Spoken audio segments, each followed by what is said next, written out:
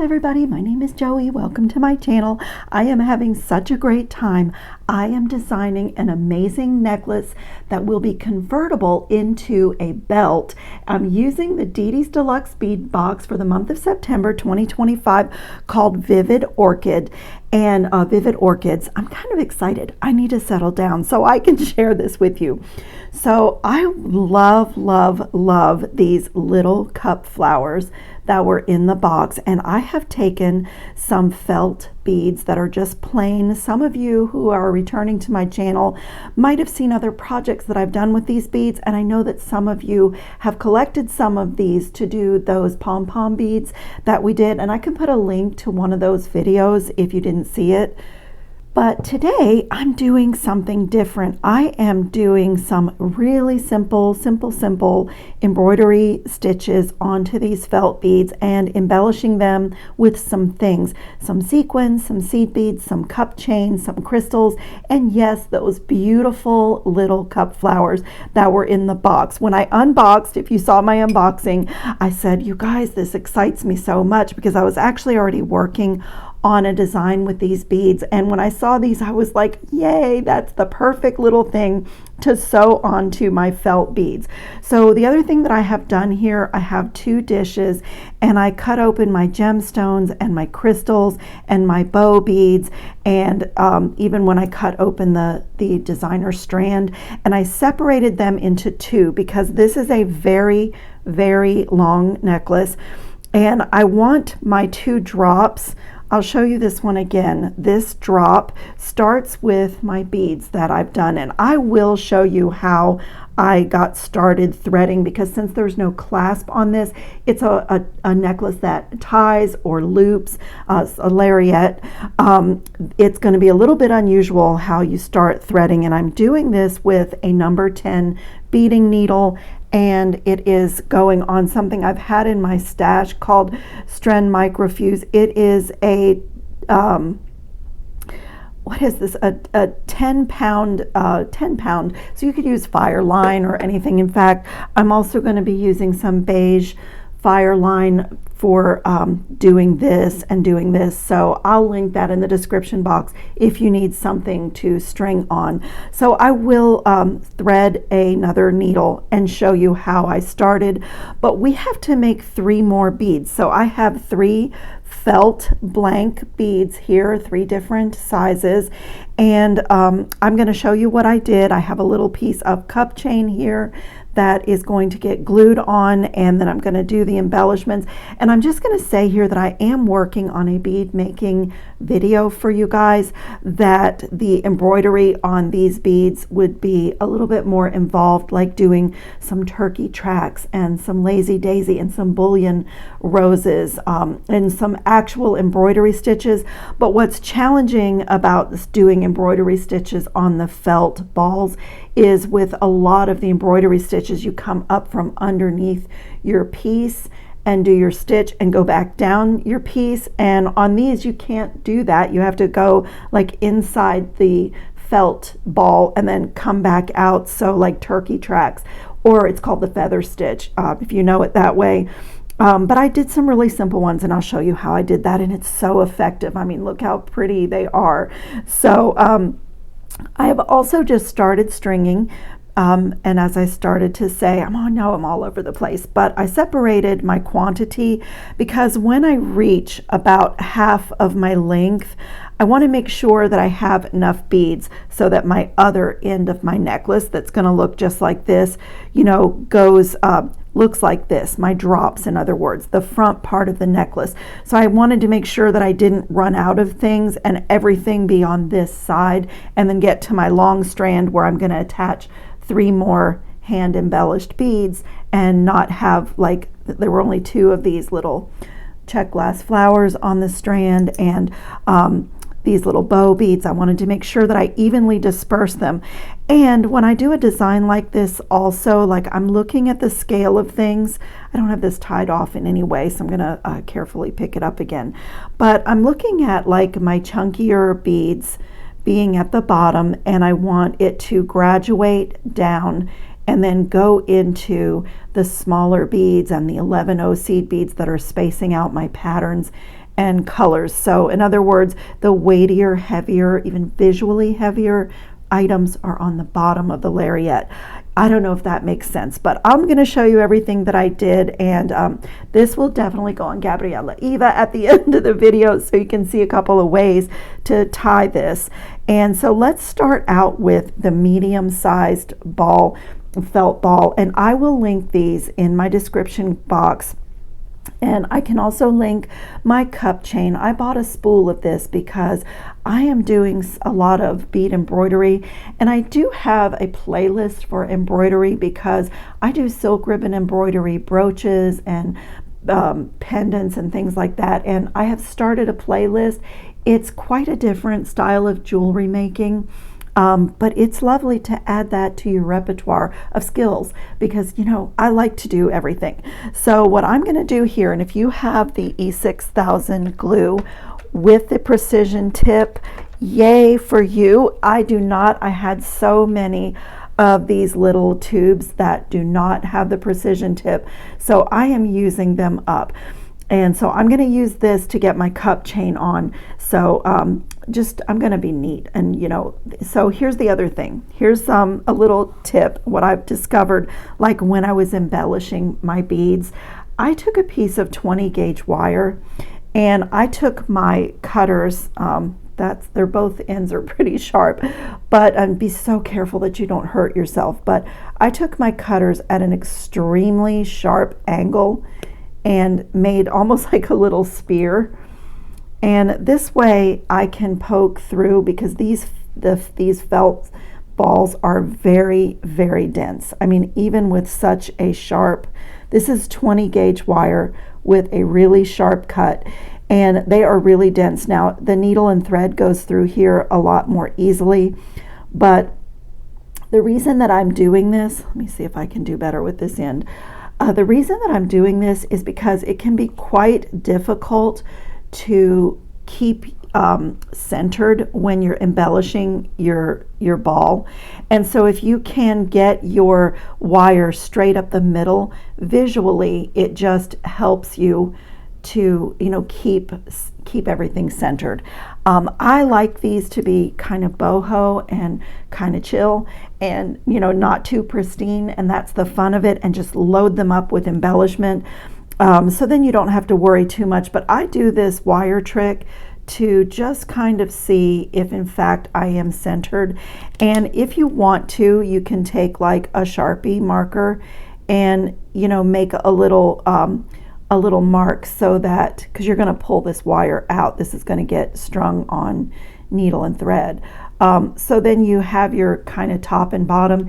You could also use like a pencil, or even if you're a seamstress and you have the white marker that you use for seams, you could do that. To be honest, I eyeballed everything, and what else I'm adding in is like some large bead caps.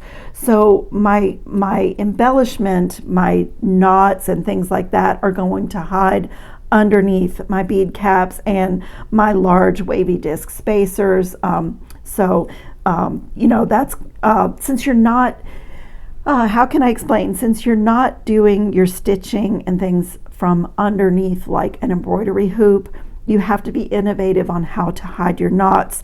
And let me pull this up one more time and show you. I'm going to just let my stringing hang out. But so my bead caps and my spacer beads, even in between, are hiding where my knots and my thread came, even on this one that's, you know, quite embellished. You know, sometimes it is better not to try not to explain and to just do it and show you. I feel like I'm not doing a very good job explaining the process, so let's just make a couple of these beads and I'll show you exactly what I did. So I am just putting a super thin line of my E6000 glue, and I'm just kind of aiming it around the middle of my felt. Some little scraps of wire or a toothpick can be really helpful for you know, managing where your glue goes, or cleaning up underneath. So I'm just going to take my little thing of cup chain and lay it right on that glue.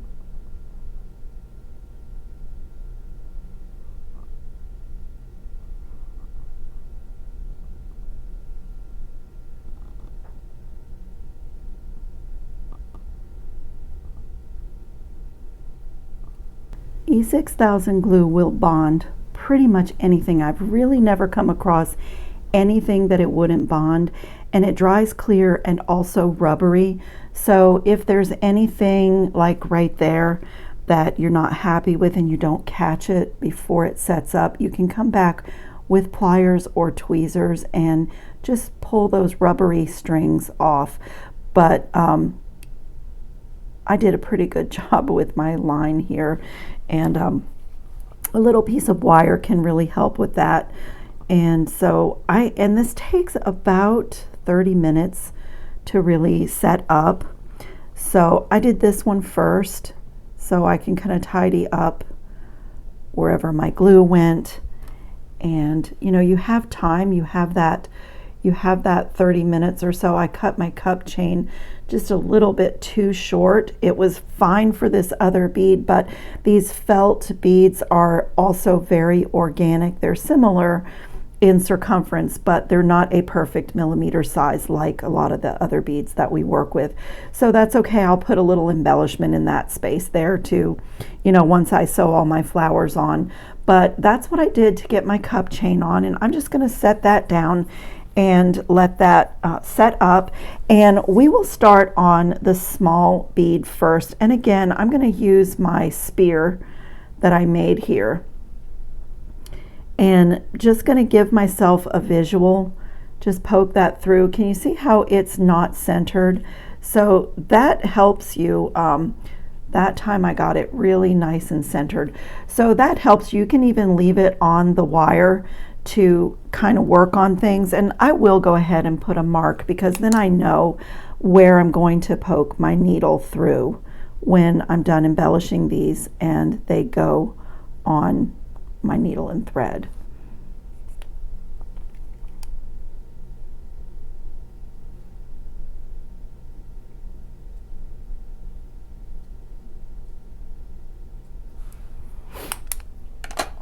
Okay.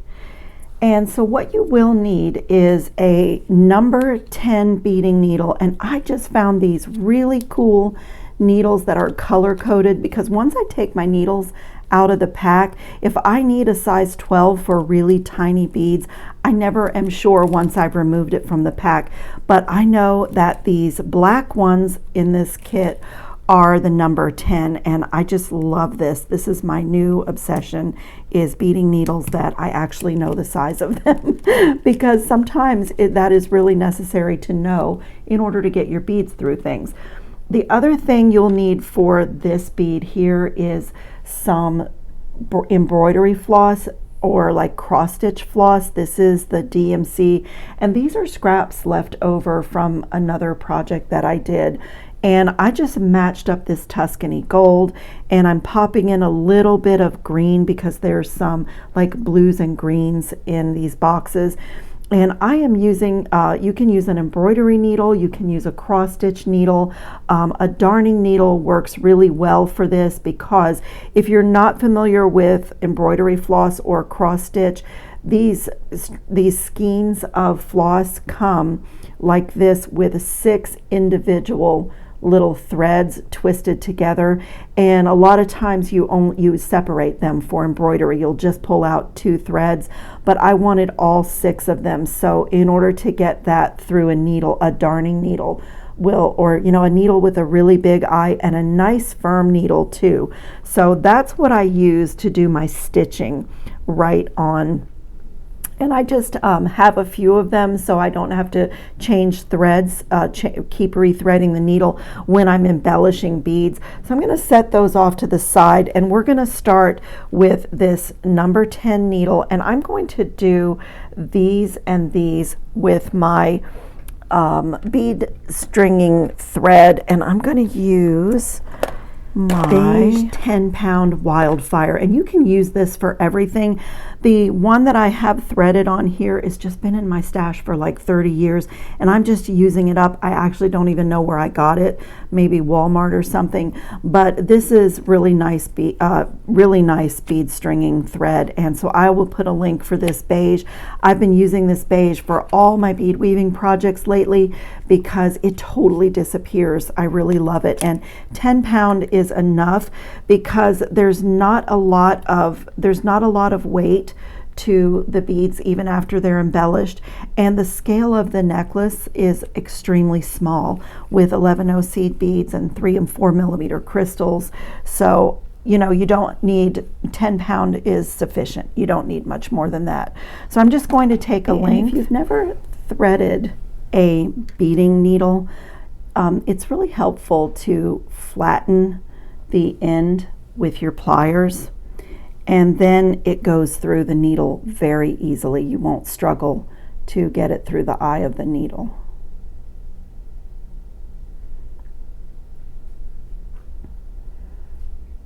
And I'm just going to pull that through, and like I said, we're going to start on the little felt ball. So you can tie a knot if you want to. I tied a knot. I just came to this end. You can also, oh, you know what, I'll show you another thing you can do. You can also burn the end, and it'll make a little ball like that. That's easier than tying a knot. And you know, it's just, it melts it enough that it makes a little ball. And like I said, we're gonna string these with spacers and bead caps. And so you can go through, you can start out at the top so that this will hide underneath your metal findings. So I'm just gonna poke it through and just come out anywhere. And I left mine on my little wire, but now they're marked, so whatever works for you can take it off. And so again, when I was, just so both sides will be similar, when I was sorting through my sequins, I took the same amount and the same colors and separated them into this dish. So all I'm going to do is put a sequin on my needle. And let me also bring in my little seed bead beading tray and show you what's here. These are some 11/0 seed beads from the craft store. They're Preciosa check glass seed beads, and they're called Electric Pink. Those are 11/0s. I have some 11/0 Miyuki seed beads here. John Bead Miyuki seed beads, and I have some 8/0 seed beads here. I just popped in a few 8/0s, as I said, to keep the scale heavier on the bottom, and that would be the 8/0s, and then it goes up into 11/0s. So this is what I put in the middle of my sequins. Pop on a sequin. I picked up a gold seed bead and bring everything down to my felt bead, and then I'm going to skip that seed bead and put my needle back through the sequin, through the felt ball, and come out wherever I want to place my next sequin and just pull it tight. And that's what it looks like. And believe me, the more you do, the prettier it is. And as I said, I did mine pretty random because I just don't stress over this, and I wanted this to be boho and colorful and playful and not too, you know, not too fussy. So I didn't measure really anything. I eyeballed every single one of my embellishments, and it's more fun for me that way, just to, like, you know, just to play. And so I'm just going to go all the way around, adding in the same amount of sequins to my turquoise felt bead as I did on the other side, and popping a gold seed bead in the middle. And I literally did the exact same thing on this one with the flowers. The little cup, the little bell flowers go on here, but what I put in the middle is the meadow crystal mix that was in the box. I cut it open and I pulled out the yellows and the creams.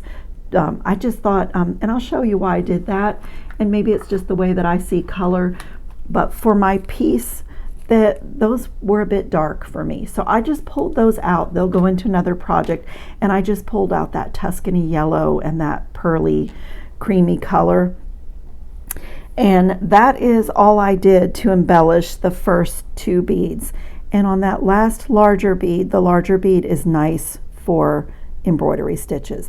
So let me fill this up. I'm just gonna go around, like I said, eyeballing it, and it's on my wire because, as I said, I do have like bead caps chosen for the top, so that just gives me a visual as to where I don't need to do an embellishment. And then that's also why I put this on wire, because I can put my spacer bead there and also see when I add my flowers to this one, you know, where I need to place the flowers, the surface of the bead that needs to be embellished. So it's just a little trick for kind of getting things right, and that's about all I did as far as measuring. I just eyeballed the whole, you know, all the embellishments really. So I'm gonna just keep going exactly like this, popping on a sequin and a gold seed bead, and then skipping over the gold seed bead and going back through my sequin and just poking through to where I think I want the next sequin. Okay, this is my last one on my turquoise bead. So I'm gonna come right here, and so my tie off, I would melt this into, but I don't want to get my little flame too close to my felt bead. So I'm just going to do a little knot here, just a little loopy knot here, and it will hide underneath. And you could always, if you don't feel secure about your stitching, you can always put a little dot of beader's glue, you know, for the knots, but I didn't find it necessary. And so my little turquoise bead is ready, and you can do as much or as little as you want. I left this one a little bit sparse. In fact, I might go back and add some more.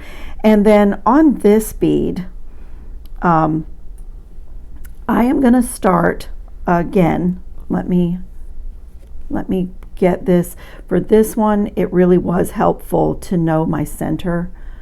So I'm going to just eyeball this and make sure that I see my center, that I see like straight up the bead. That's pretty good. And I will have to take this off of here. So I'm going to go ahead and make my mark so I know my top and my bottom. On this, on the stitching that I did on this one, the top and the bottom is really important. So I'm just going to put a little black mark there. And I'm going to come in with my Tuscany yellow first, and again just going to make a little knot in the end, just a tiny little knot that's going to hide under my bead cap. I don't want it to be too chunky because my bead cap is filigree, so I want to get it really small.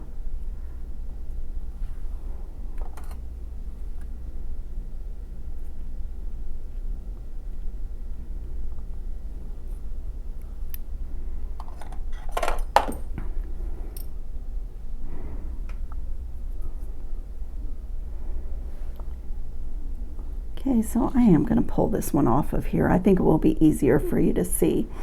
So I'm just going to poke through right here, and I'm doing like sun rays, like just like sun rays. So from where my needle enters to where my needle exits, that's going to be the length of my rays. And like I said, if you want this to be really pristine, you can come and make some marks here so you get it right every time.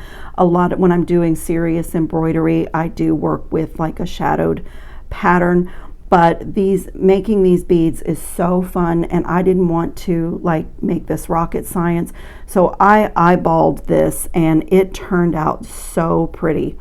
So I am just going to pull this through. And again, my knot is at the top where, you know, my bead caps and things are going to hide it. So you can keep checking that or pop it back on you know, pop it back on the 20 gauge wire.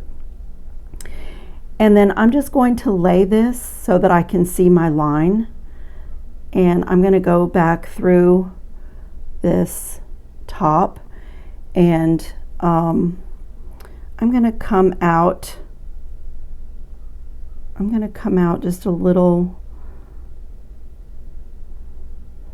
Try to line that up where my needle's coming out. That looks just about right. Like I said, I'm eyeballing this because your normal embroidery is different when you don't have like an embroidery hoop and you're not able to come up through the bottom. It's different working on the surface of a bead. But that's my first little ray, and now my thread is over here, so I'm just going to lay it where I want my next ray. And you can come out across, you can come out wherever you want, really. So when I pull this through, that's going to tighten up that little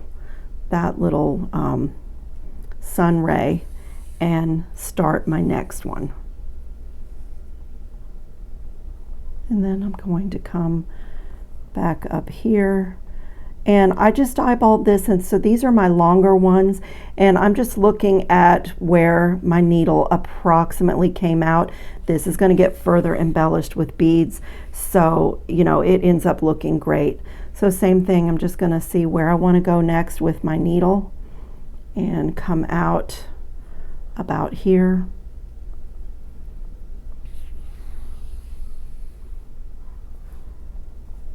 Same thing right about there, and let's see, that's 1, 2, 3, 4, 5. I want to go over here, so I'm going to go in this direction.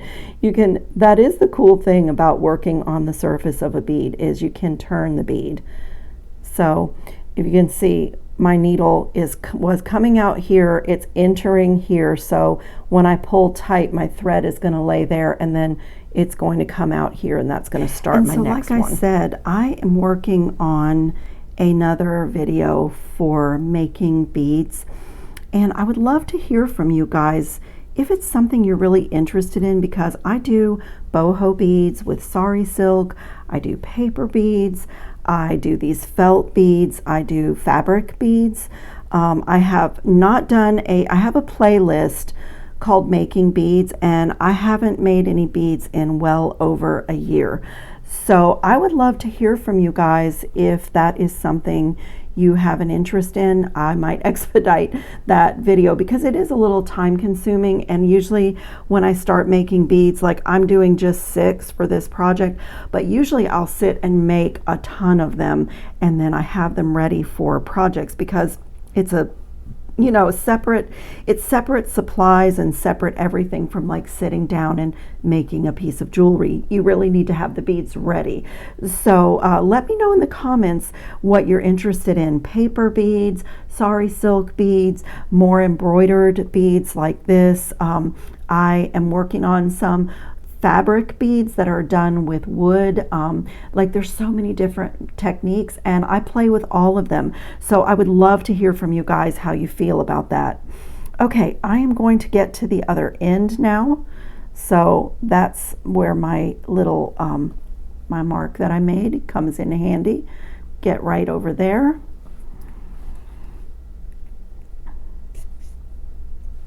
And I'm going to repeat the same thing, just make some little sun rays that look just like that, and just kind of lay it down here and come back out the other side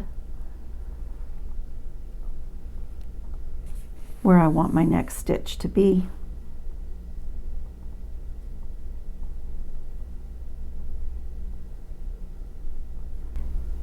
And so now I'm going to come back in with my needle that had the 10-pound wildfire on it, and I'm going to make another little knot at the end.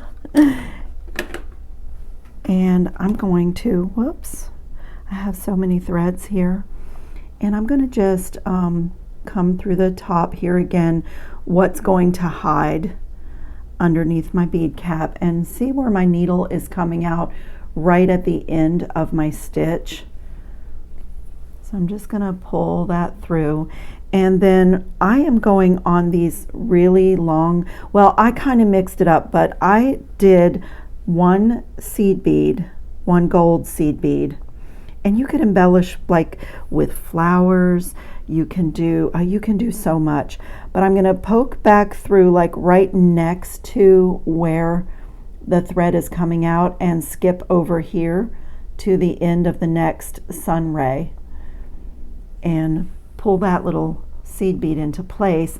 And then on this one, I'm going to pick up 5 seed beads.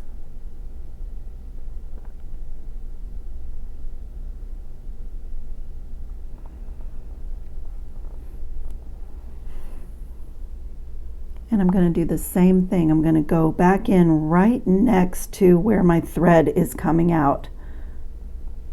Just not through the same exact hole, but just right next to it, and then just come over here. If you can do it all in one pass, I was able to. And when I pull, I get this little dimensional, like this little dimensional embellishment.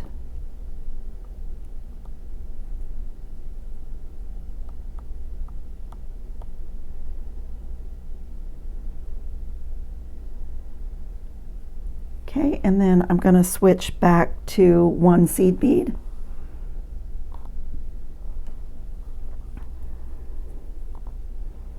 And just poke back through right next to where I came out, and then I'll do another 5 on this one, and I'm going to go all the way around and then poke my needle through and do the ends of all of these. So next I'm going to do 511 gold.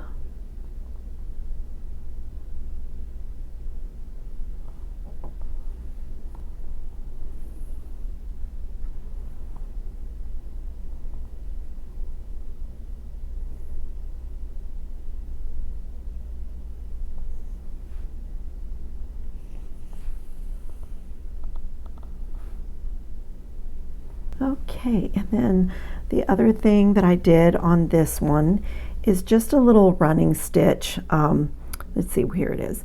I just did a little running stitch around the middle just for a little something extra. I just thought it was pretty, and I wanted to pop a teeny tiny bit of green into my beads that I'm embellishing. There's a lot of green like highlights in the gemstones.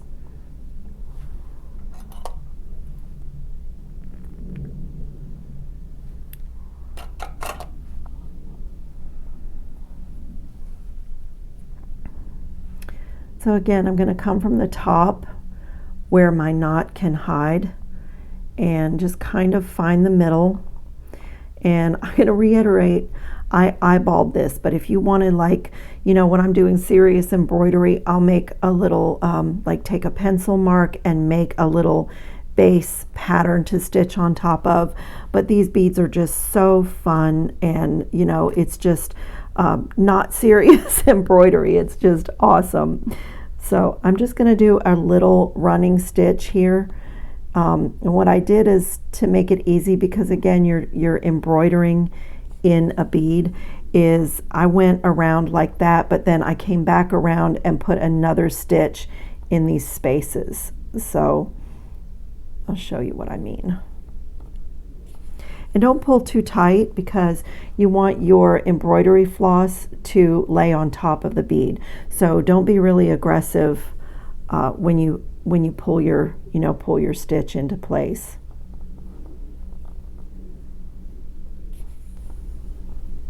I want to figure out how to do the turkey tracks or the feather stitch, because I think that would be really pretty. And when I do that in my silk ribbon embroidery, at the top of each feather stitch, I usually do pop a French knot or a seed bead. So you can just really have fun with this.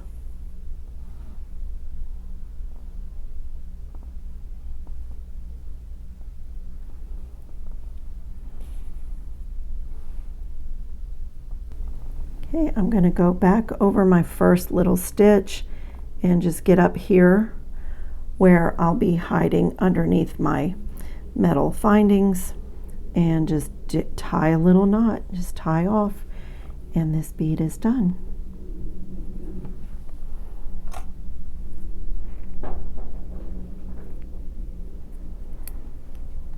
And this one is ready to go on my stack. So the last one that I have to do, my E6000, is set up on this guy now, and so I can take these off of here.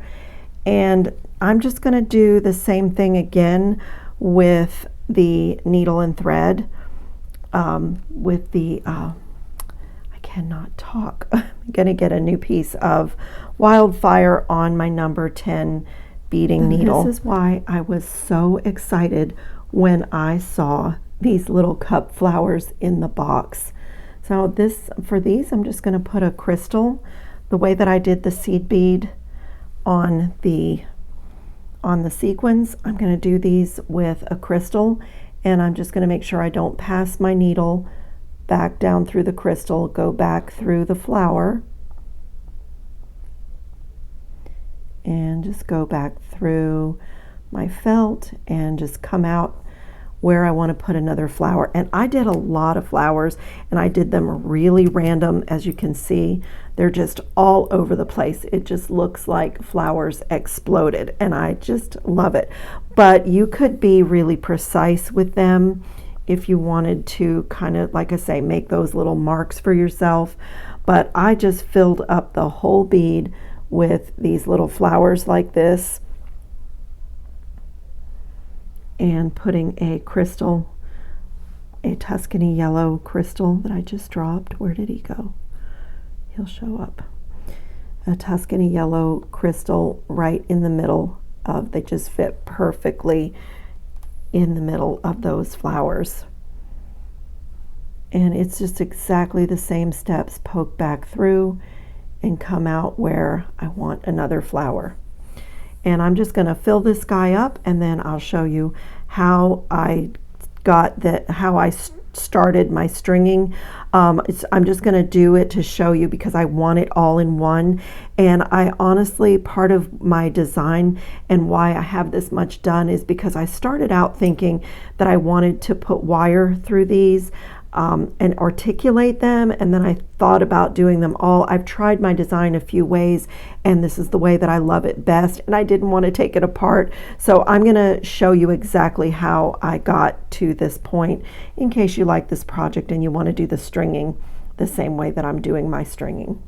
So it'll just be a second for you. So my 3 beads are ready to go, and I'm gonna pretend that I haven't already started stringing and show you how I started this off. So the first thing that I did is put a knot in one end. So you can either melt it and get, like, you know, a little ball at the end like that, or you can physically tie a knot. And then what I did is started with my bottom bead, but I came up from the top here and poked my fattest bead, and I poked my needle down through the bottom. And from here, I started stringing. So what goes on first is my bead cap, and then my disc spacer, and then a rondelle, a metal rondelle. And then I used one of the crystals, the teal crystals from the box, and put that on, and then an 11-0, whoops, I have to get more, an 11-0 seed bead just for my stop bead. And then I just fed that down to my crystal, and then I'm going to skip over that bead and run my needle through all those beads, spacers, bead caps, and get right in the center of my felt bead, and I'm going to poke my needle right back up to the top and pull that through, because I want this to be all on one thread, all on one string. so that it's scarf-like, you know, so that it's like one big long lariat necklace. So my first bead is on the string like that, and then my pattern was 2 of these disc spacers in between each one. So I just threaded those on, and my next bead was my purple felt. So again, I'm poking my needle through right where I made the mark and coming out where I made the other mark. So, you know, that keeps you centered.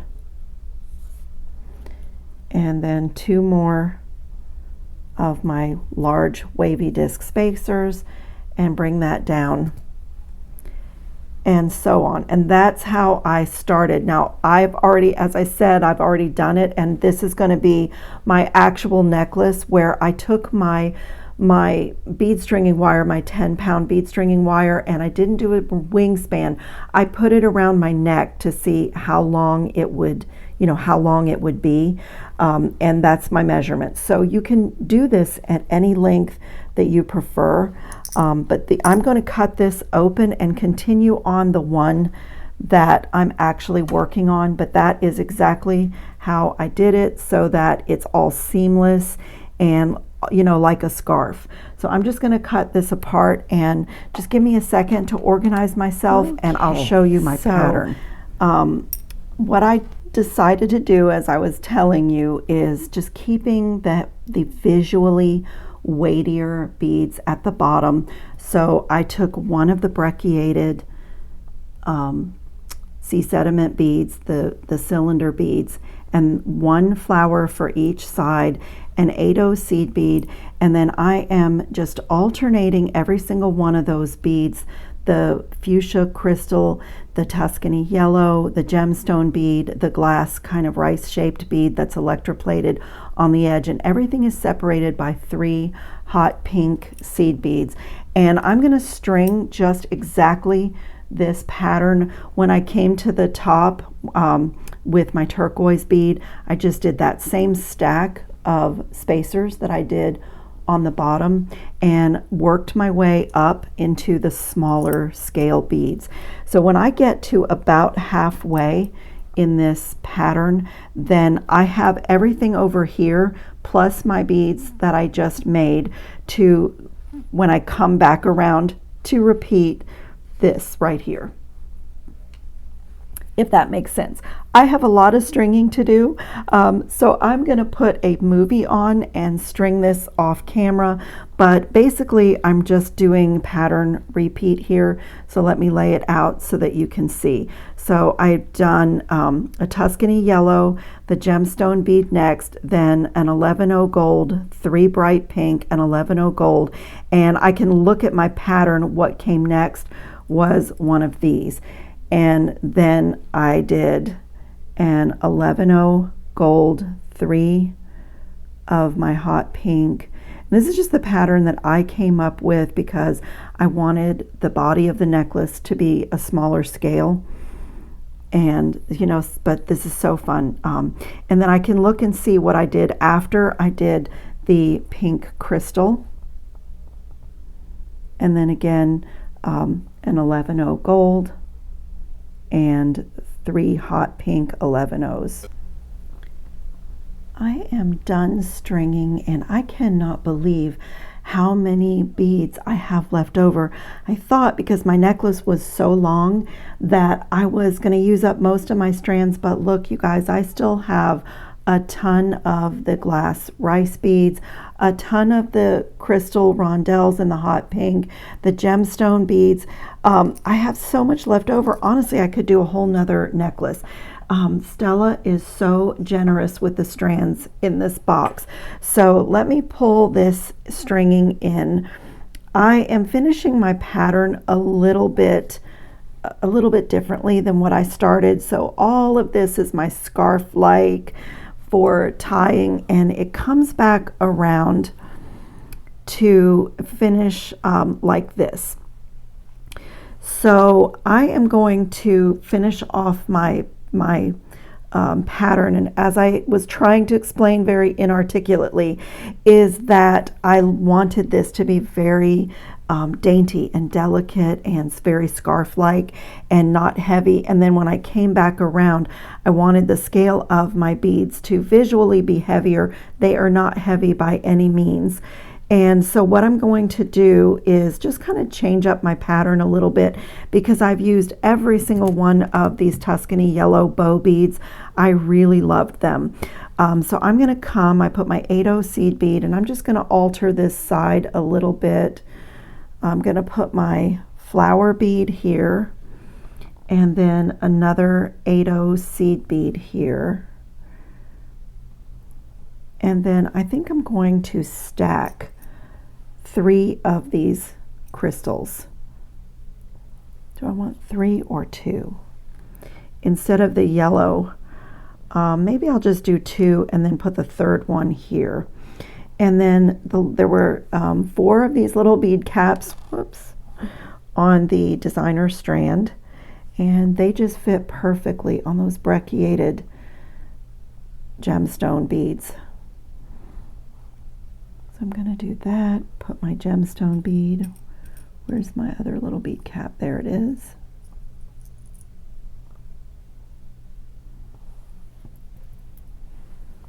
So it's looking like that, and then I need one more of the crystal beads. So I separated everything into 2 separate dishes, thinking that I was going to use up all the beads, but there's a lot in this box. It's such a good box. It really is. Okay, and then I saved out one of my little cup flowers it does not want to go on the needle, get on there, just to pull in that little bit of color from my boho beads. And then I'm going to repeat the same stack. So one of these metal rondelles, and what did I do? Then a wavy disc spacer, and then a bead cap facing down, one of these large bead caps, and then my first embellished bead. And I'm going to put my needle through where that black mark is and come out where the other black mark is, because I know that's my center. Off a little bit. There we go. And I'm going to pull that felt bead up there, and then I did 2 of my wavy disc spacers in between the beads. My purple one comes next, so again through my black mark with my needle and try to come straight up through.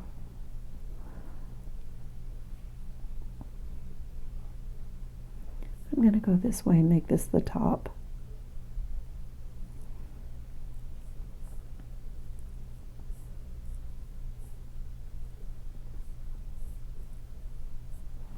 There we go. Pull that right up to the discs, and then 2 more discs.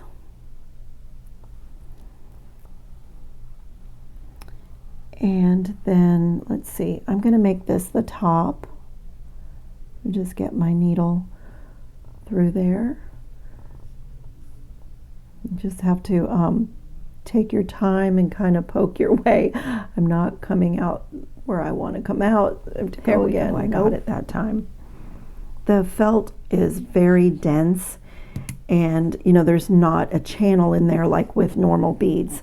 So that's what you're facing. Okay, and then I'm going to repeat this stack with my bead cap facing up, and see how it nicely hides my knots and all of that.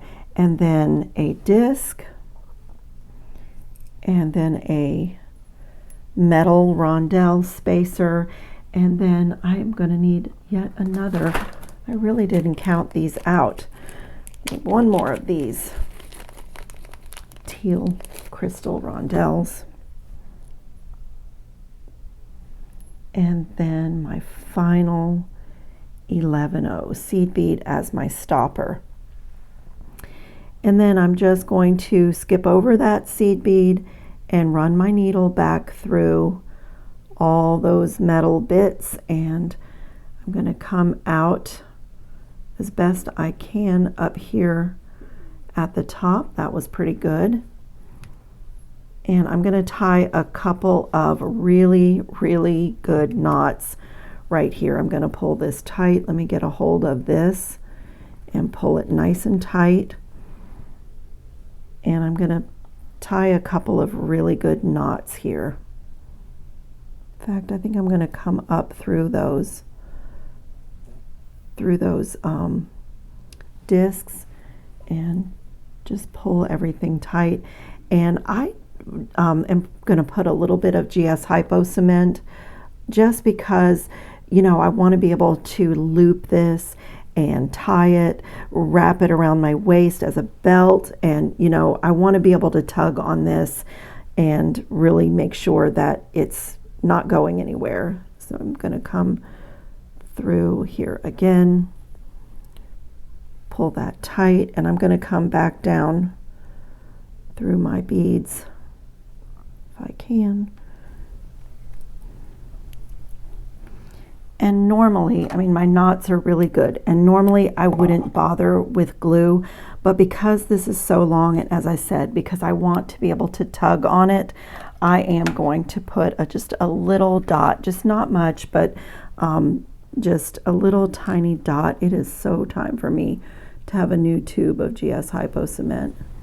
Just gonna pull everything out of the way. I will definitely put some better pictures up at the end of the video, but look how gorgeous this necklace is.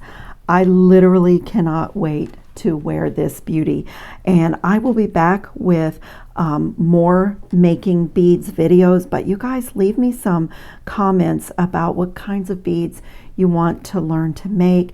And also underneath the video title, it depends on the device you're watching on, but underneath the video title there's a little word that says more. If you tap that, it opens part of my description box, but if you tap it a second time, it reveals all of the contents of my description box.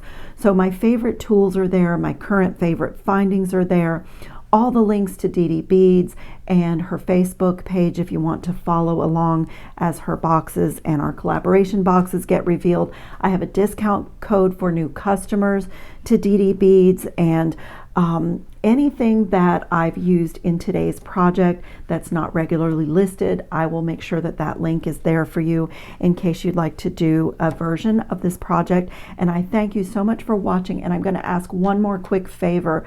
Please take a moment to give my video a thumbs up, and if the opportunity to hype my video is presented to you, it is an update to the YouTube algorithm. You're allowed to do it, I think, 3 times per week, and it would really help my channel. It tells YouTube that there's quality content here and please show it to more people. It doesn't cost you anything. It doesn't do anything to your YouTube account or any of that, but it definitely supports my work, and it's just a really lovely way to, you know, help me keep going and, you know, kind of give me a little boost for all the hard work that I do. I worked on this project for about an entire day. And part of the night before I ever turned on the camera. So just to design it and decide exactly what I wanted to do and how I wanted to connect it. And if you guys like the project, it saves you all the trial and error because I've already done it. So I thank you so much for watching. Please subscribe, hit the bell, hit the thumbs up, and I will see you in the next video. Ciao, friends.